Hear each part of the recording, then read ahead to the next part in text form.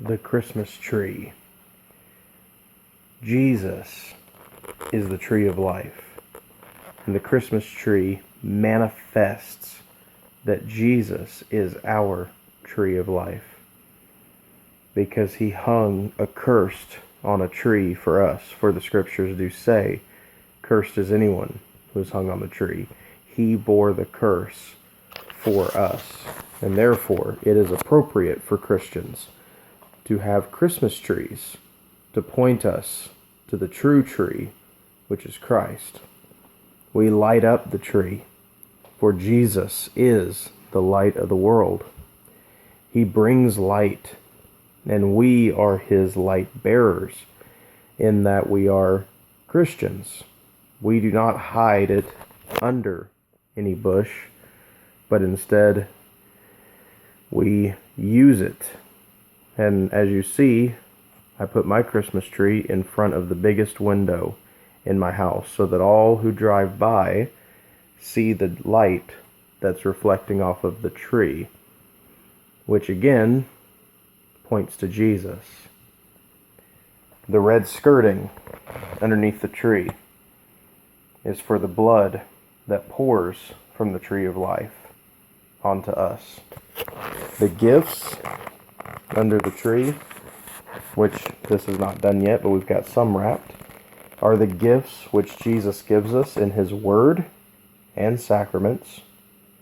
Now this tree is not done decorating just yet, but this one over here, this little tree, which is our kitty tree, has ornaments on it. Now why would we have ornaments on the tree? Why would we be dressing the tree up with lavish jewelry, as it were? Well, when we see Jesus and we get those crowns in heaven, we're going to cast our crowns before Christ. We're going to give him all of our possessions.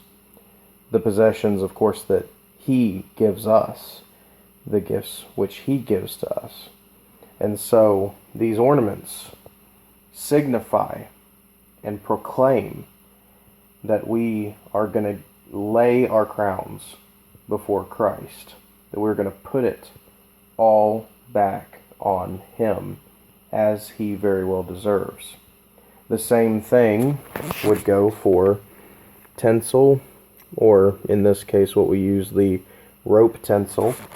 This is to signify the silver and gold which will be laid at the foot of the throne of Jesus Christ, that he will be adorned in such splendor and majesty. And all of this he gives to his servants, and we give it right back to him. Now our tree has something a little bit unique. Most people put a star on top of the tree, which is fine. That obviously is star signifying what the wise men sought after when they were looking for the Christ. Some people put an angel on top of the tree, but I'm not a big fan of a lot of the depictions of angels. You're going to like this. We took a Santa Claus. I don't know if you can see it because I turned my flash off. We took a Santa Claus tree topper, and we kind of dressed him down a little bit. Okay? He's got some thorns. He's got some wild branches. He's got some really dark clothing, almost like camel's hair, and he's got some locusts on those branches. Maybe some wild honey in his hand. Yeah. That's John the Baptist. Now, it's strange. Why would we put John the Baptist on the top of the Christmas tree, which of course represents Jesus being the tree of life that we lost in the garden? Because all of the prophets, the apostles, point to Christ. They proclaim Christ. And John the Baptist is learned about and celebrated during the Advent season, for he is the last of the Old Covenant prophets, the Old Testament prophets. He is the one with the voice shouting in the wilderness, "Prepare the way for the Lord."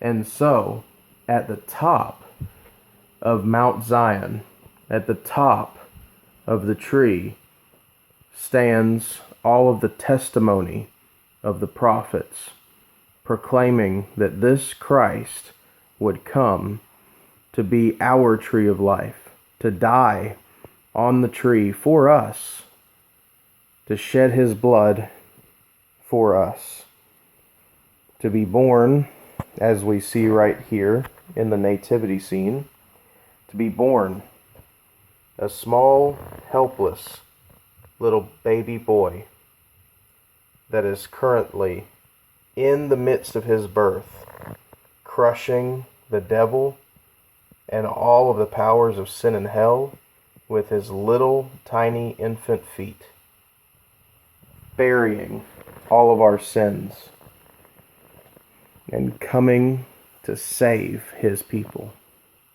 That is what a Christmas tree is supposed to mean, what it's supposed to say. And when you're decorating your Christmas tree this year, make sure you tell your kids not just the nativity story, but all of what this means. Now, every house is different, of course. You may not have red skirting under your tree, but you might want to think about it.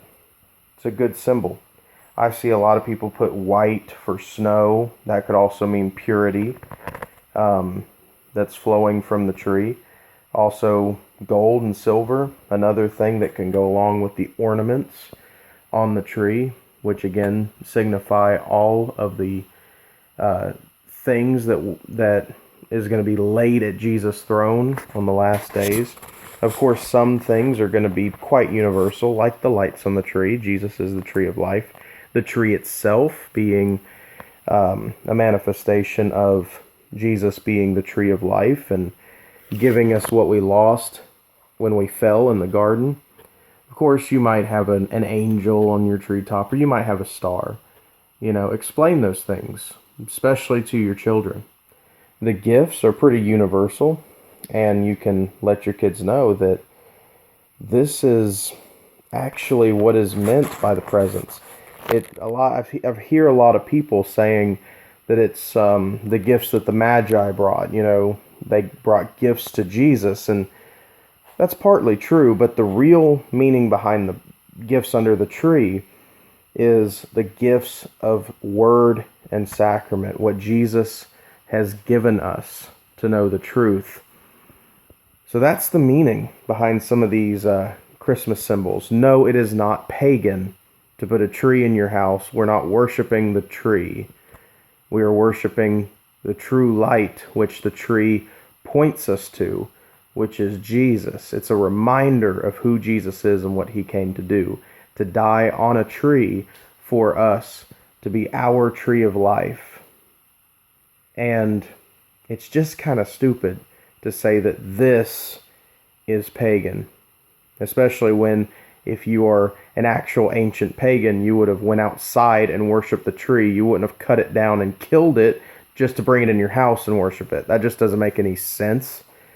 So anytime anyone wants to tell you this is pagan, or this over here is pagan, or having any of these things is pagan. Advent season, Christmas tide. Well, maybe you can link them this video, and maybe you can explain to them that everything that we do points to Jesus. Everything.